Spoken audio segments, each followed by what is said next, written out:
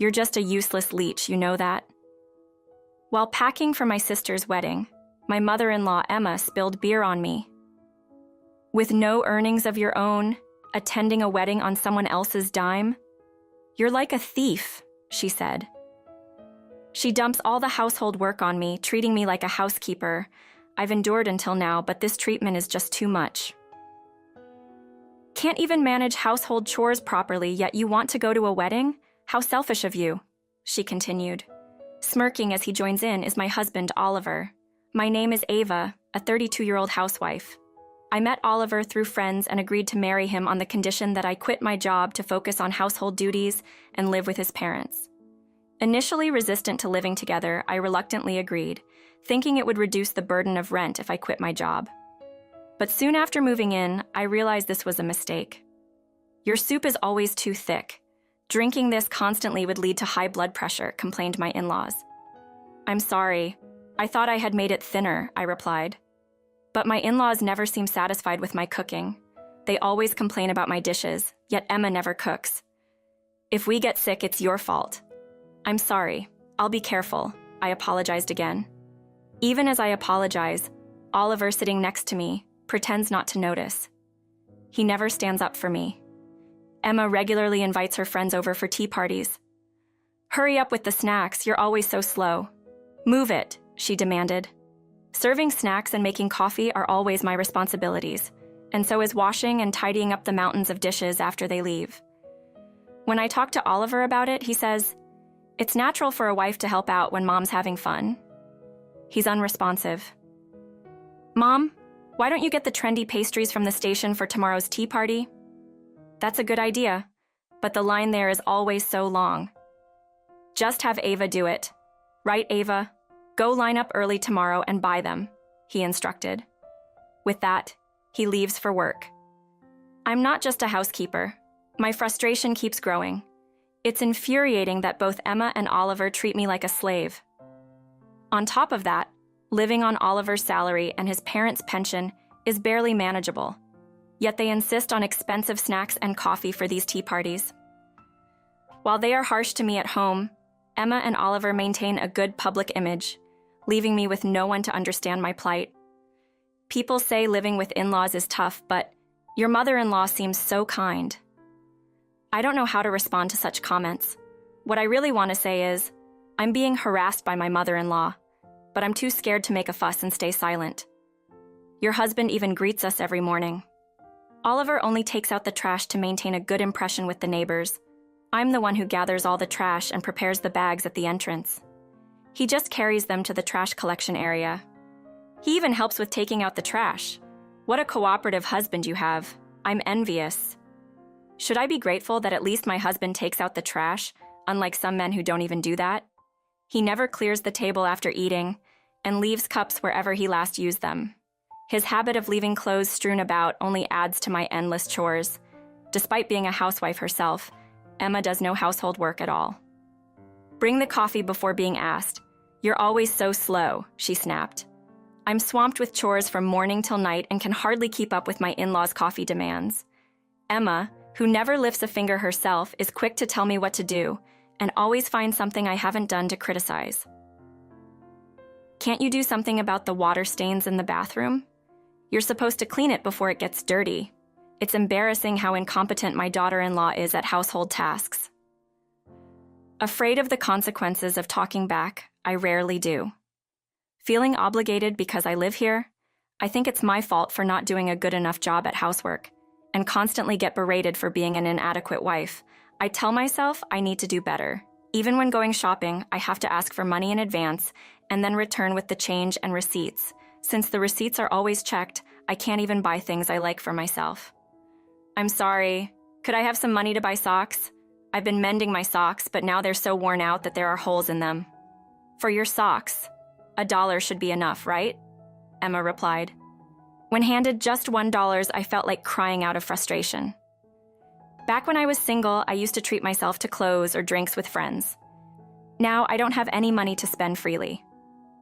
My parents have passed away, and I have no other relatives to turn to, so I thought I had no choice but to endure. A few days later, I received a wedding invitation from my sister, Sophia. After our parents died, we relied on each other. I desperately wanted to attend her important wedding. I begged Oliver and Emma, who were having their evening drink, please let me go to my sister's wedding. A wedding that'll cost money? Do you really have to go? Emma seemed very reluctant. You don't need to go, right? It's a waste of money. Oliver was not on my side either. In this house, there's no one on my side. Fine. Go if you want. I don't want our family to be spoken ill of because of your absence. Emma reluctantly agreed. Really? You're such a useless money eater. Mom is really kind, isn't she? Oliver added. No matter what they said, I was glad to be allowed to go to the wedding. I immediately started packing my bag. While packing clothes, I felt someone behind me.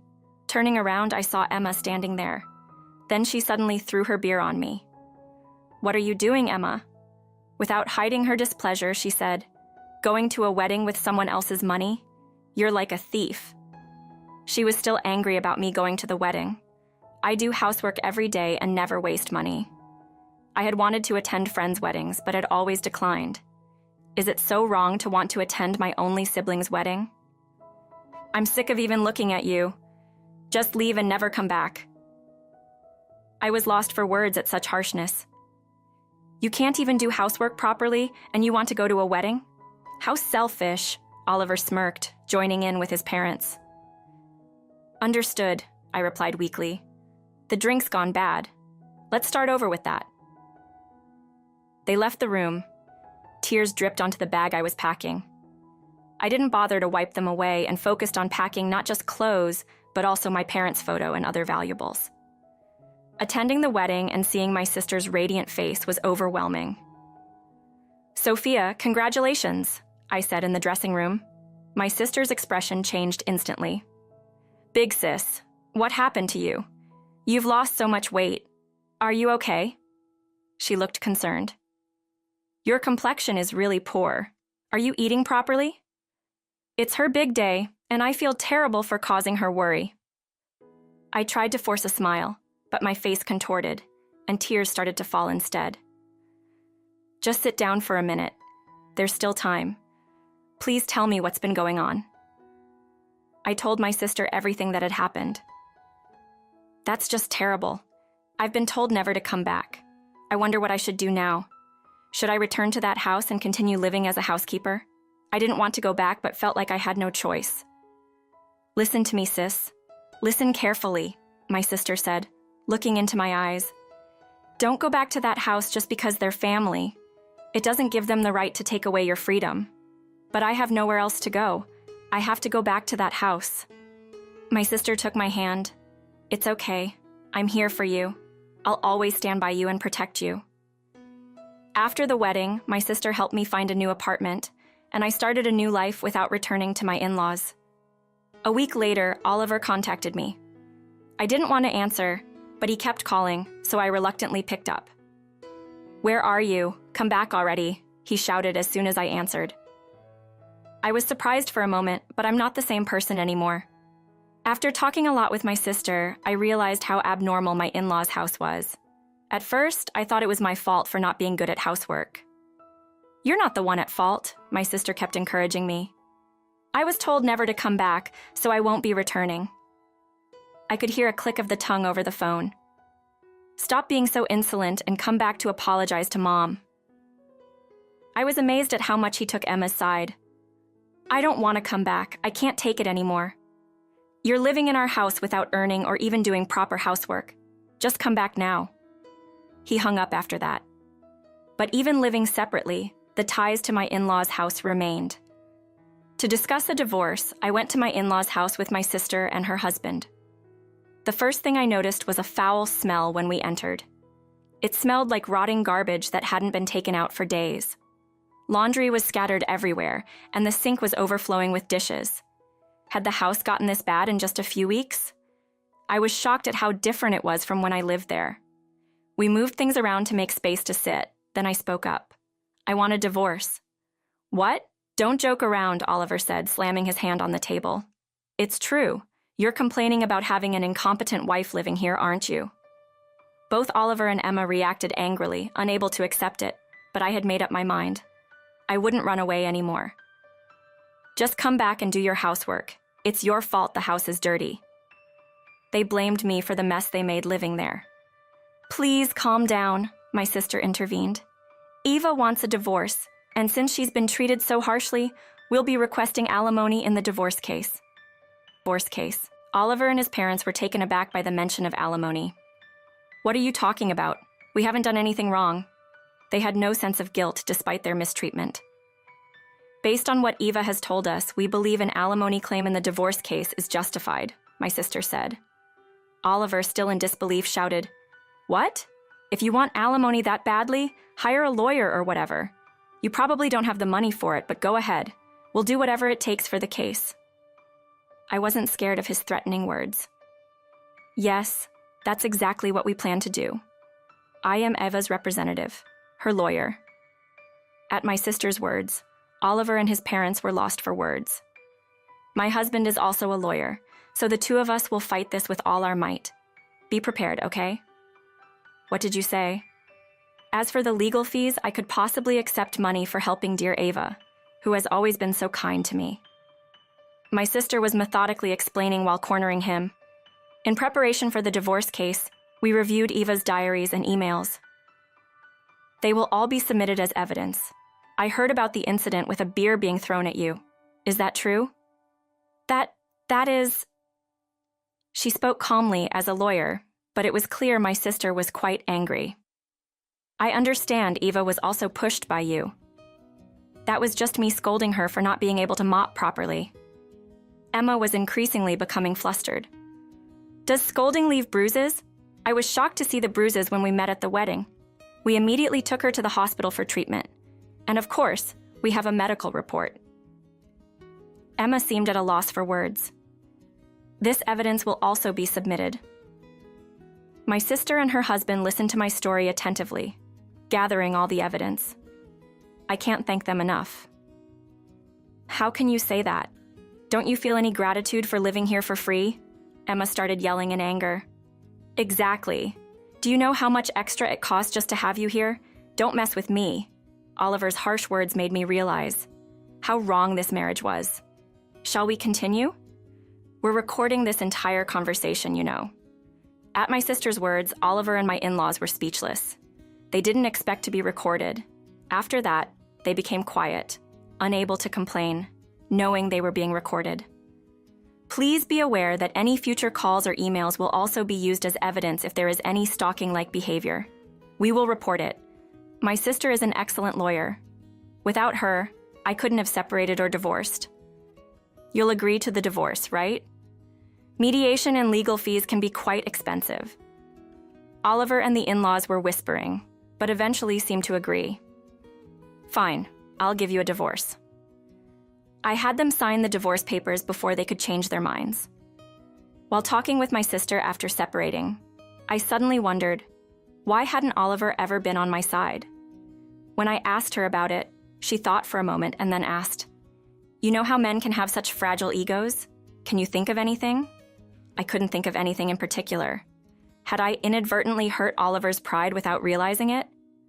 As I pondered this, my sister suggested, "Try remembering things from before you got married." That made me recall something from before the proposal.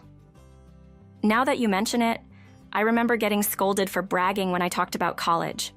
It was during a date when we saw posters for various university open campuses aimed at high school students. One of them was for my alma mater, which I mentioned, causing him to become noticeably upset.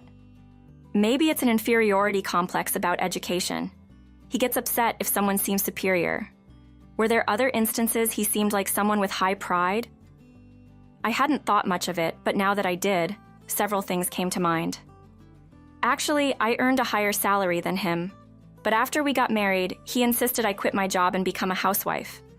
Even when I said, "It's common for both spouses to work these days," he absolutely refused. Yeah, it's definitely better for both spouses to work. I had doubts, but eventually I got tired of arguing and quit my job. It was a job I loved and wanted to continue. He probably wanted to trap his wife, who had a higher education and income at home. Watching me get harassed by your mother-in-law probably satisfied his ego. If that was the reason, I was hurt. It's truly sad. I could feel all the love I had left for Oliver disappearing without a trace. You're ungrateful after we kindly let a poor person like you live here without earning anything. Emma's sarcasm didn't stop. Without this house, you'd probably be homeless. No need to worry. I have an inheritance left by my parents. Oliver and the in-laws opened their eyes wide in surprise. What? You hid that? I never hid it. I couldn't even say I was using the inheritance to buy groceries, fearing they'd accuse me of stealing money. So, include that money in the division of property, then pay the security deposit for the divorce case, and we take the rest. No, that's not how it works. Property and inheritance before marriage don't enter into the division of property. Huh? Oliver seemed to think he would get half of my inheritance after the divorce. That's why. Only the property acquired after marriage is subject to division. Even as a housewife, I get half. So don't be mistaken. So I have to pay for the division of property and the security deposit for the divorce? That's what I'm saying. At this, Oliver suddenly became panicked. Hey, why don't we just keep living here? You won't have to pay rent or anything. He started to hesitate about the divorce, but I already had the divorce papers. Absolutely not. You never once took my side, just treating me like a housekeeper. I never want to see your face again. At my firm stance, Oliver had nothing more to say. The divorce went through smoothly, and Oliver had to pay the security deposit for the divorce case. Realizing he couldn't win against a skilled lawyer with all the evidence, he must have given up. After the divorce, Oliver apparently badmouthed me at his company.